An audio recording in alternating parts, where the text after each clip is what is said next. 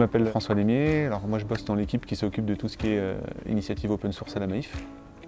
Donc en gros c'est un truc qu'on a lancé il y a 1 an et demi. On est devenu éditeur logiciel open source et on essaye de présenter un peu notre travail et puis d'animer toute la communauté autour de ces logiciels un peu partout en France. On a commencé la première année à le faire sur toute notre zone régionale, tout l'ouest, de Bordeaux à Nantes à peu près. On a été à Tours, un peu partout.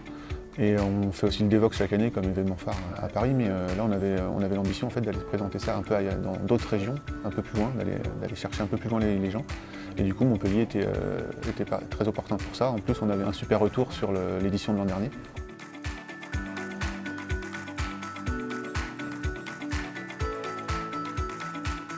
Après avoir construit notre plateforme web en fait, pour répondre aux nouveaux enjeux liés à la transformation numérique, on a décidé d'open sourcer les briques qui la composent parce qu'on s'est rendu compte qu'elles pouvaient servir à plein de gens et que même nous on pouvait profiter en fait, des contributions extérieures.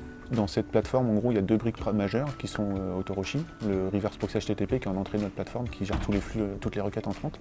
C'est vraiment Reverse Proxy à base de Scala et de Play. Il tourne en production depuis qu'il a été créé il y a 2 ans maintenant.